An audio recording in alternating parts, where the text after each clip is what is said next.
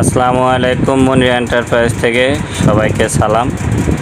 যারা টাইসের কাজ করান, শেষে ফুটিংয়ের কাজ করান, ফুটিংয়ের পরে টাইসের কাজ শেষ 2-4 মাস 6 মাস পরে কিছু কিছু জায়গায় ফুটিং উঠে যায়, অথবা যখন ফুটিংয়ের ফিনিশিং দেওয়ার ক্ষেত্রে টাইসের জয়েন্ট থেকে হালকা ফুটিংটা একটু নিচে থাকে।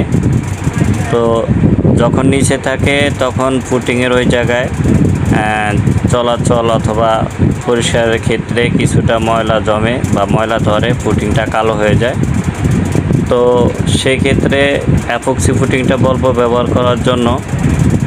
2-3 দিন আগেও আমি এক জায়গায় গেছি, ওনার ওখানে 1-2 মাস আগে ফুটিংয়ের কাজ করছি, অ্যাপক্সি ফুটিং।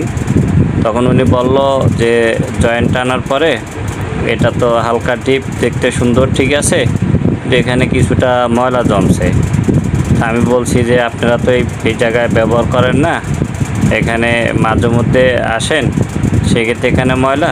আচ্ছা, আপনার সামনে আমি দেখতেছি। পরে আমি একটা কাপড় নিয়ে হালকা করে একটু করলাম, দেখতেছি যে না, এটা ময়লাটা জয়েন্ট টানার ক্ষেত্রে হালকা ডিপ থাকে। আমার ভিডিওতে দেখবেন, এটা দিয়ে আমি জয়েন্টটা নিই, ওই ডিপের ভিতরে ময়লা গেছে। যখন আমি মুছলাম, এটা সাথে সাথে উঠে গেছে, এবং যে টাইসের গ্লিজের মতো সেম গ্লিজের মতো সব কিছু আছে। তখন ওনাকে বললাম আর একটু টেস্ট করার জন্য, বাইরে থেকে একটু ময়লা নিয়ে আসলো। ময়লা দেওয়া ওই টাইসের জয়েন্টের উপরে বসলাম, উনি দেখতেছে যে না, দাগও পড়তেছে না, ময়লাটাও ধরতেছে না।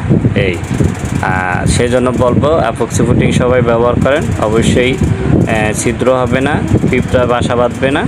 আর যারা টাইসের কাজ করেন তারা যদি অ্যাপক্সি ফুটিং না করতে পারেন তাহলে মালিকদেরকে না বলবেন না। আমি ভিডিও দিছি, দেখে দেখে করবেন। যদি কারো দরকার হয় আমাকে